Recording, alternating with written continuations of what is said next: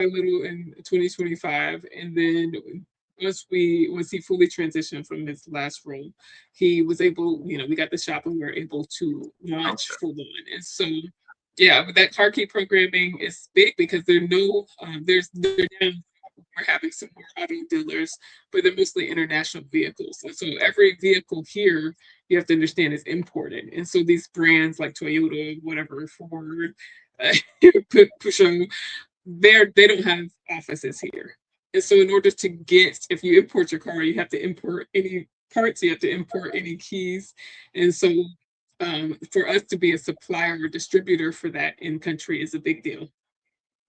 Yeah, because what I understood you all said that when those used cars come in there, they only come with one key. So if you lose it, you're in trouble there. Yeah. Yes, and I don't, the now people who call and say my car's been parked 3 months, 6 months because of, something, they lost the key or something happened, and we literally have to go and like pull the door apart, to duplicate their key. But we get a lot of those calls just because people only have one key. Yeah. Yeah. So and so yeah. So like, what are the different customer segments you all are serving with that? Um, I, I don't know how to generalize our customer segment. So, just on the key business, it's just anyone who has. It's not even anyone who has a car because we get a lot of office keys. We get a lot. People just come in and duplicate an office key or a safe key or anything like that. And so the range is large. But Yeah. what we found is not just in the key business, but also in the cameras and security side is that now the government people are coming in, right? So it's not just B2B, which is kind of more so what we were expecting, or B2C, was what business to customer is what we were expecting. Now it's really become B2B. We really are starting to see that distributor side come up like, no, we need to supply these people so they can supply their business areas. Yeah. So let's shift gears to your consulting business. So what's going on there at LNT? What's going on there while you're over in Africa? Yeah, so I have one client that's holding on, but I'm just doing the marketing consulting. So I really, during this time that I've been in the States, I'm trying to take the time to see where I want to extend the next business line for LNT Commerce Group. And see if, what other revenue I can pick up outside of just picking up another client, right? I think there's ways I can package what my expertise Oh, to offer here in the States. And so that's what I'm focusing on as the next phase at LNT Commerce Group. yeah. So if folks out in the audience, do you have any questions for Natalie or for about your startup or anything? We can answer those. Do you got any marketing questions, email marketing questions, anything like that? So where does all your expertise lie in the email marketing part of everything? Well, like I mentioned before, I can code the emails, which we don't have to spend so much time on that anymore. But I can code the emails and then also understand the processes and the platforms behind it. So I know a lot of different email service providers when I worked at the agency, and then also just with the different clients I've worked with Yeah. since. I've been on a lot of different platforms and understand the process of managing and the new regulations that we need to follow in email marketing as well. Yeah. So yeah, and I remember when you were working for the commercial real estate company. I think somebody said they had the in the top 5 largest Salesforce installation in the world. So that's like a pretty big deal working with a company that's got the largest installation, one of the largest, 5 largest installations for Salesforce. Yeah, So and I think that it was also the depth of use too. I think the utilization of all the tools that Salesforce provide, we were one of the top. mhm. So yeah, it's a really neat experience, but also a lot of pressure to manage it correctly. Yeah, yeah. So you got a question: the cost of getting a startup in West Africa, is it expensive? It depends on the business you want to do. You can incorporate a business in most places, fairly reasonable, not more than you would spend here, 200, $300. And then from there, it's what kind of business you want to run and how you want to run it. And so I've seen people come in and invest a lot of money, way more than what we had, me, my husband and I had to start in the beginning. And they're doing, they've got all kinds of things running. And then you can come and you can just leverage your own credit. And I was talking to a friend yesterday, and she wants to start a KK fleet. So she wants to hire drivers and buy the KKs and just have her, run around and pay them back, right? So it's a part of helping them develop as well as her to have some revenue while she lives there. So, and that's a simple entry. She's just leveraging her own credit to do that. So there's all kinds of ways to actually get in and start. Yes. So yeah, that's a wide range of things you've been involved in, and I want to do a little experiment here, just to kind of help people understand how you can take all your career stuff and actually turn it into a scalable startup business. So I don't know if you actually have a chance to look at the video that in there, but I want to shorten now. It's a little long, but I think the point is if everybody out there listening or watching is, you have some unique experience, and so the question is how and about problems in the industry you're in. You got that expertise, so how can you make money from that expertise in a scalable way? So I'm gonna, even though it's a little long, I'm gonna go ahead and show it. But after we come back, I want you to share any key takeaways that you recommend for people with the email marketing in their startup, because I don't know if startup founders or who knows when you should be doing email marketing and all that kind of good stuff. So we'll close out after that. So looks like we got a question from Tony here. Learn how to sell your knowledge. That's exactly what this is going to be about. Okay, so you all listening on this, and it's what we've been trying to say over the past few months is how do you turn your expertise into a scalable AI native startup. Welcome to this explainer. Today we're doing something really cool. We are diving deep into a fascinating career deconstruction to uncover the architecture of a true business systems builder. We're going to look at the professional journey of Nathalie Richard Monserrat, and we'll explore exactly how she built a highly leveraged operating system. So let me ask you right off the bat, are you an inventor or are you an integrator? Getting to the bottom of this difference is absolutely crucial. It is the key to unlocking massive enterprise value. We always tend to obsess over the idea people, the inventors, right? But today we're focusing on the engine that actually makes those wild ideas a reality. If you've ever found yourself wondering why some great ideas scale perfectly while others just totally fizzle out, this distinction right here is usually the answer. Okay, here's our roadmap for today. First, the identity mismatch. Second, the hidden operating pattern. Third, the integrator founder archetype. Fourth, analyzing the three models. And finally, the integrated architecture. Let's get into it. The identity mismatch and the danger of having way too many labels. We're starting with a super common problem that a lot of highly talented professionals face, and that's confusing the market with too many totally valid identities. Just think about it. Marketing expert, project manager, security company owner, international basketball coach, operations consultant. If you saw someone jump between all those, you'd probably think you were looking at 5 different resumes mixed up at a dinner party. It feels scattered, and when you're good at a lot of things, it can actually work against you if you don't frame it right. But, as we'll see, that scattered feeling, it's just an illusion. And that brings us to our first real clue as to why Nathalie is a true integrator. She hasn't just been bouncing around between random industries. For the last 15 years, she's been building this incredible capability stack, like a master set of tools. An integrator doesn't just learn one highly specific skill. They master the entire convergence of people, process, technology, execution, and growth. That stacked combination, that is the highly valuable asset she brings to the table. Section 2. The hidden operating pattern. Let's extract that master framework. So, instead of looking at her career like a boring chronological list of jobs, we can group it into these 5 distinct eras of capability accumulation. Notice how they all feed directly into one another. Era 1 in sports gave her the absolute foundation of performance leadership.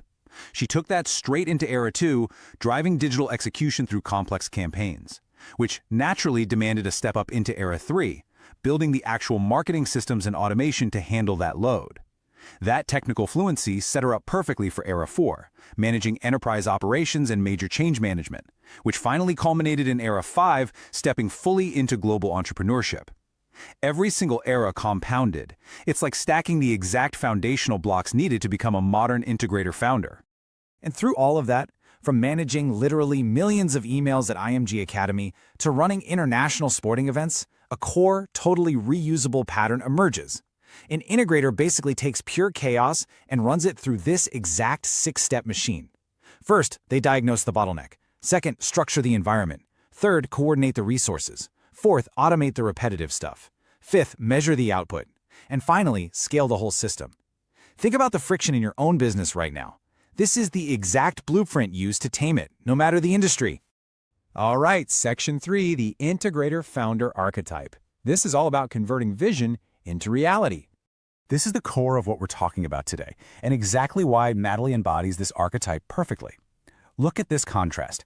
The inventor founder says, hey, I have a great idea, but the integrator founder says, I can assemble the people, the technology, and the processes into a functioning business. While the inventor's in the clouds dreaming up the vision, the integrator is the rare engine actually building the factory on the ground to produce it. We see it all the time. Founders with an amazing product but literally no idea how to build the systems required to scale it. And that's where this unfair advantage stack comes in. Her real superpower isn't any one single slice here. It's the incredibly rare ability to execute across all these complex domains at the same time. Because she has this specific stack, she operates as a business technology translator. She can sit in a boardroom, hash out a high-level growth strategy with executives, and then walk right down the hall and translate that perfectly into the specs software developers need to actually write the code. That bridging capability, that is the hallmark of a true integrator. Section 4. Analyzing the 3 models. Where exactly do you deploy all this capital? Okay, so you have all this accumulated human capital. Where does an integrator founder deploy it to get the most economic leverage? Looking at her ventures, we see 3 models. First, L&T Commerce, a tech commerce and AI automation agency. Second, Chapter 2 Commerce, which handles local ops and deployment in the African market. And third, her high-level fractional COO advisory work. The data reveals a really fascinating split. L&T and the fractional COO work are amazing immediate monetization engines, scoring 9.5 and 9.4. But Chapter 2? That holds the highest long-term enterprise building potential at 9.1. It's a strategic puzzle. Which lever do you pull first when you actually have the skills to run all 3? But this leads us to a huge risk for something like Chapter 2, and that's conglomerate drift. Because an integrator founder is just so inherently capable of fixing almost anything, the ultimate temptation is to say yes to every single client request. Doing whatever a customer needs, installing CCTV today, management consulting tomorrow, IT next week. Sure, it generates quick revenue, but it does absolutely nothing to build scalable enterprise value. This service sprawl is the exact trap an integrator has to consciously avoid by narrowing in on the one specific operating problem they uniquely solve. Now, for L&T Commerce, avoiding commoditization means asking a much deeper question. Basic marketing automation is eventually going to be eaten by AI. We all know that. So the question isn't what AI tool do we buy? The real question is, where should AI actually sit inside the workflow? The true value for an integrator founder doesn't lie in the software itself. It's in being the architect of the underlying business system that the AI actually operates in. Because of her background, Natalie is perfectly positioned to look at a clunky, manual workflow, spot the friction, and completely re-architect a highly efficient AI-native version. Check out this shift. Instead of a manual pipeline where a lead just sits in a CRM waiting for someone to type up an email, she designs a flow where the lead comes in, an AI agent instantly qualifies them, enriches the CRM data automatically, and executes the follow-up. She doesn't need to be the software engineer writing the AI code. She just needs to be the master integrator, seamlessly connecting the data, the workflow, and the tech to multiply human output. Finally, Section 5, the integrated architecture. Let's build the operator OS. Let's explore how we pull all of these totally separate models into one unified powerhouse. The biggest takeaway here is that a mature integrator founder doesn't actually need to choose just one path. They build an ecosystem where the parts reinforce each other. These three models aren't competitors. They form a compounding value chain. Each business solves a different problem at a completely different scale, and together they create this highly coherent, defensible founder architecture. Here is that master architecture in action, stacking her three ventures. Imagine a founder comes to her with a major scaling problem. First, she uses the advisory layer, her fractional COO work, to diagnose the bottlenecks at the top. Second, she uses the technology layer, L&T Commerce, to build and implement the CRM and AI tools in the middle. And third, she leverages the deployment layer, Chapter 2, to execute the physical operations on the ground at the bottom. Diagnose, build, execute. It's perfectly integrated. So to actually execute this massive shift, here is the exact operational roadmap to transition from selling her personal time to selling a repeatable system. First 30 days, unify her identity around being a business systems builder. By day 90, productize those audits and operating system builds to get away from generic consulting. At 180 days, focus heavily on generating hard evidence and case studies. And by 12 months, the ultimate goal, systematize templates and AI agents. In just a year, she goes from Natalie does the work to Natalie's system does the work.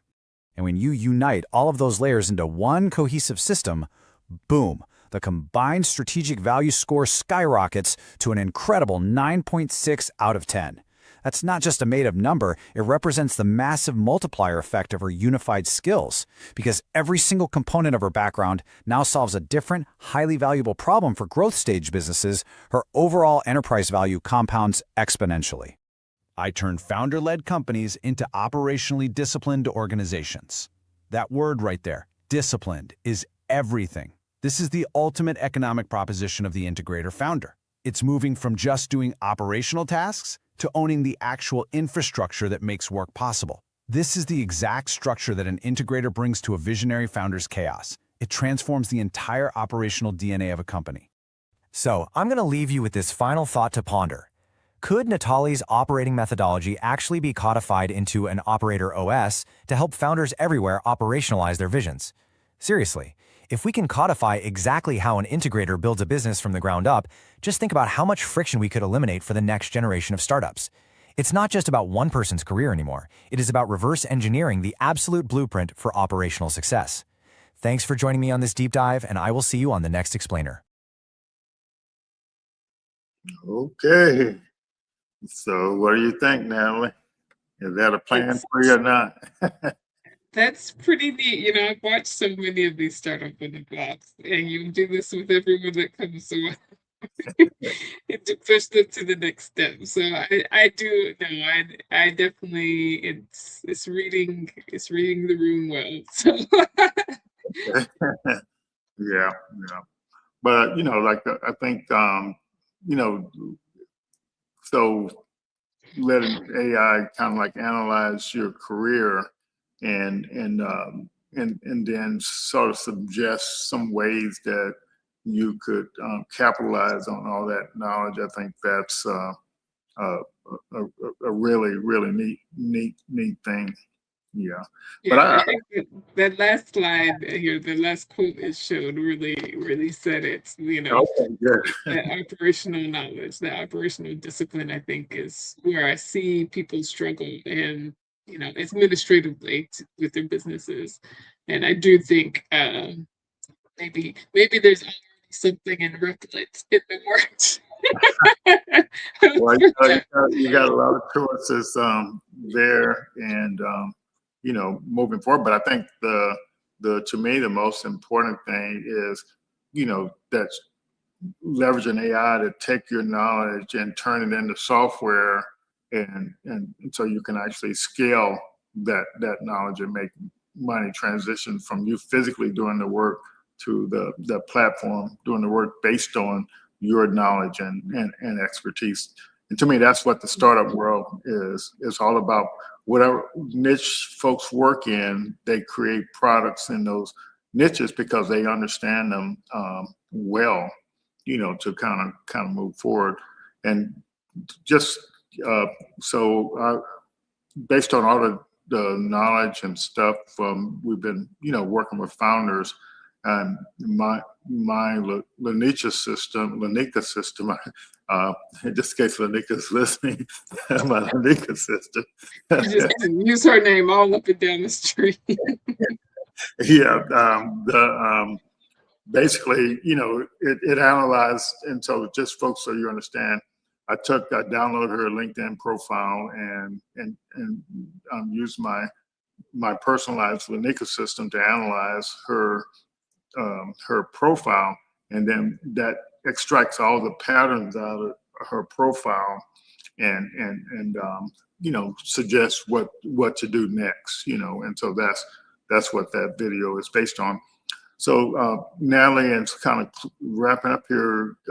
So I guess I remember when we started the Pensacola Network, you developed an email newsletter for us, but we didn't actually analyze all that stuff like we probably should have been doing.